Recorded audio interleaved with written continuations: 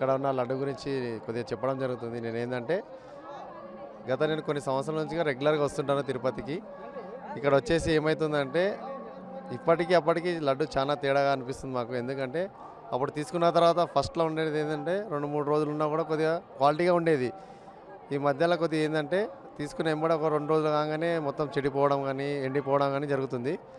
Quality అనేది కొద్దిగా మంచిగా చూసుకుంటే బావుంటదని దేవస్థానం వాళ్ళు అనుకుంటున్నాను. అంటే ఈ క్వాలిటీ ఎందుకు పోయిందంటారు? ఇప్పుడైతే నాకు తెలిసిన మట్టుకైతే క్వాలిటీ మెయిన్ ఏందంటే నెయ్యి ప్యూర్ ఉండాలి. దాంట్లో ఎలాంటి కల్తీ ఉండకూడదు. నాకు తెలిసిన మట్టుకైతే ఒరిజినల్ నెయ్యి వాడితే ఎలాంటి ఇబ్బంది ఉండదు. నెయ్యి వచ్చేసి కూడా చాలా కాస్ట్లీ ఉంటుంది. ఇక సెకండ్ క్వాలిటీ వాడితేనే కొద్దిగా ఈ విధంగా జరిగే ఆలోచన ఉందని అనుకుంటున్నాను నేనైతే. టీటీడీ ల్యాబ్‌లో చెక్ చేస్తే కొన్ని ఫ్యాక్ట్ అవును, చెక్ చేసిర్రా లేదనేది మనకు తెలియదు. ఏదైనా చెక్ చేస్తే మాత్రం ఎలాంటి ప్రాబ్లం ఉండదు. అక్కడ చెక్ చేయకపోతే ఇలాంటి ప్రాబ్లమ్స్ అనేది వస్తుంటుందని నా ఒపీనియన్. ప్రతి నెల తిరుమలకి వచ్చి స్వామివారిని దర్శనం చేసుకుంటానండి. కంపేర్ టు ఇది వరకుకి ఇప్పటికి ఏంటంటే ఇప్పుడున్న ప్రభుత్వం అయితే లడ్డు క్వాలిటీ చాలా మెరుగుపరిచిందండి. ప్రీవియస్ గవర్నమెంట్కి ఉన్నదైతే మీరు ఏదైతే వదంతాలు అన్నారని కొట్టుబారేస్తున్నారు, కానీ అది ఎంతవరకు నిజం అన్నది ఇంకా మన నిర్ధారణ కాలేదు.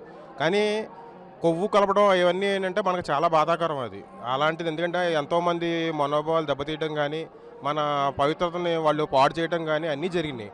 కానీ ఇప్పుడు ప్రభుత్వం ఏంటంటే మనకి పూర్తిగా వాళ్ళు ఎంక్వైరీ చేసి చెప్తే మనకే కొంచెం బాగుంటుంది. ఎందుకంటే మన దానిలో ఇలా జరిగేటి మన వాళ్ళు ఏమనుకుంటుంటే అవునా ఇలా జరిగిందని అంటారు, కానీ అదే వేరే దానిలో అయితే కనుక ఈ పాటికి వాళ్ళు ఎవరు ఊరుకోరు, వాళ్ళు గట్టిగా అడుగుతారు. కానీ మన దానిలో ఏంటంటే ఇంకా ఫుల్ ఫ్లెడ్జ్డ్గా ఏది మనకు నిజాలు రాలేదు. సరైన నిజాలు అంటూ వస్తాయి కనుక ఎలాంటి చర్యలు తీసుకుంటారన్నది ఇప్పుడున్న ప్రభుత్వం వాళ్ళే కొంచెం డిసైడ్ చేసుకుని మన పవిత్రతను కాపాడవలసిందిగా కోరుతున్నామండి. నేను ప్రతి సంవత్సరం తిరుమలకు వస్తూ వెళ్తూ ఉంటాను. ఇన్ని రోజులు సరే దేవుని దగ్గరికి వచ్చినాం, మొక్కుతున్నాం, మనం వెళ్ళిపోతున్నాం. ఆ దేవుడు కూడా ఏది కోరితే అది తీరుస్తాడు, వెనుక ముందు. కాకపోతే ఈరోజు బయట సోషల్ మీడియాలో కానీ బయట ప్రచారం కానీ ఏదైతే లడ్డు గురించి, లడ్డూలో బొక్కల నూనె వాడుతున్నారని, లేకపోతే మన దాన్ని ఏమంటారు కలప బొక్కల జంతు ఫ్యాక్ట్ నడుతుందని, ఇవన్నీ కలుపుతున్నారని చెప్పి ఒకటి విమర్శన వచ్చింది. ప్లస్ దాన్ని కలిపినరట. ఎవరికైనా దేవుడు అనేవాడు దేవుడే ఒక్కడే.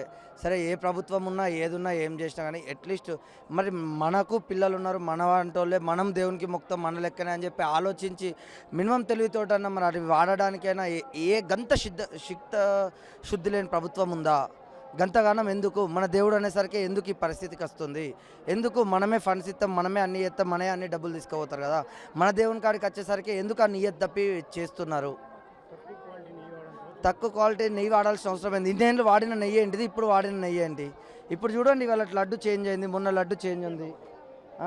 ఎన్ని రోజులు ఉన్న పరిస్థితి ఏంది? గతంలోకి ఇప్పటికి తేడా అయింది. పోలీసు వాళ్ళు కానీ ఇదంతా సిస్టమ్ కానీ ఎన్ని రోజులు అని చెప్పి ఇది మనం డబ్బులు కట్టే తీసుకుంటున్నాం కదా. 50 రూపాయలు ఈ లడ్డు ఛార్జ్ చేశారండి. ఒకటి వచ్చినందుకు ఒకళ్ళకి మనిషికి ఒకటి ఇచ్చారు. లడ్డు పవిత్రతను ఇవ్వండి. ఎప్పుడు ఎట్లా ఇన్ని రోజులు ఎట్లా తిన్నామో అట్లా ఇవ్వండి.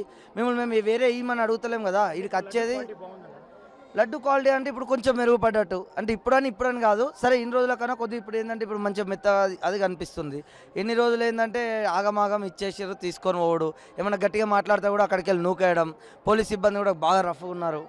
ఇవాళ పైన కూడా నోటికి వచ్చినట్టు నోటి క్వాలిటీ అయితే బాగుంది, కానీ లడ్డులు మనిషికి 5 మాత్రమే ఇస్తాము, ఇంకా అంతకు మించి మేము మామూలుగా శ్రీవారి లెక్క వచ్చాము. ఒక లడ్డు మిగతా 4 లడ్లు ఇస్తున్నారు. లడ్లు ఎక్కువ ఇవ్వాలి. మళ్ళీ ఎక్స్ట్రా లడ్స్ అడిగామనుకోండి టోకెన్ ఉంటేనే ఇస్తాము, లేకపోతే ఇవ్వమని చెప్పి చెప్తున్నారు. లడ్డు క్వాలిటీ బాగుంది, అందుకే ఇంకెక్కువ తీసుకుని పోదాము, బంధువులకైనా పంచుదామని పోదామంటే ఆ ఛాన్స్ ఇవ్వడం లేదు. అంటే తిరుమల స్వామివారి లడ్డు అంటే మనోభావాలు సంబంధించినది. అవునండి, ఆ క్వాలిటీ అయితే చాలా బాగుందండి. అప్పటికి ఇప్పటికి చాలా తేడా ఉంది. లడ్డు సైజు కూడా కొద్ది గొప్ప బాగుంది, కానీ ఏమంటే క్వాంటిటీ ఎక్కువ ఇస్తే ఇంకొంచెం హ్యాపీగా ఉంటారు.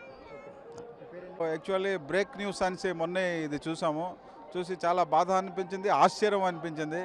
ఎందుకంటే తిరుపతి అనేది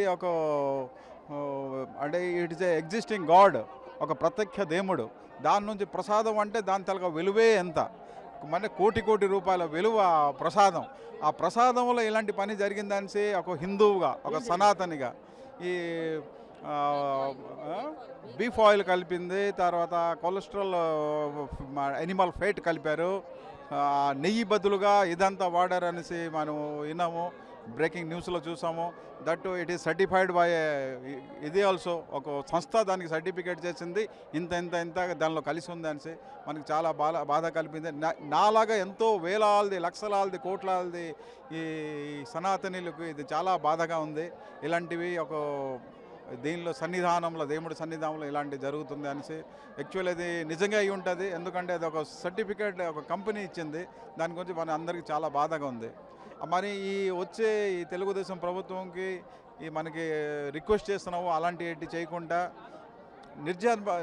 అంటే నిజాయితీగా ఏటి ఉంటే అదే మనకి దేవుని ప్రసాదంగా ఇవ్వండి మేము కోరుకుంటున్నాము, మేము ఆగ్రహిస్తున్నాము.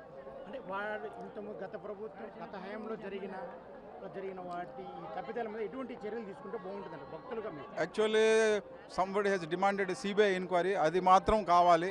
ఎందుకంటే ఇది సంవత్సరంది, నెలది, కొద్ది రోజులది కాదు, కొన్ని సంవత్సరాల్లో ఇది నడిచి వస్తుంది. దానివల్ల ఎంత పెద్ద సనాతనీయులు మోసపోయారు. ఎందుకు ఇలాంటి పని చేశారు, ఆ ప్రభుత్వం అయినా ఎందుకు ఇలాంటి పని చేశారు, దాని గురించి ఇది వివరణగా ఒక రిపోర్ట్ రావాలి.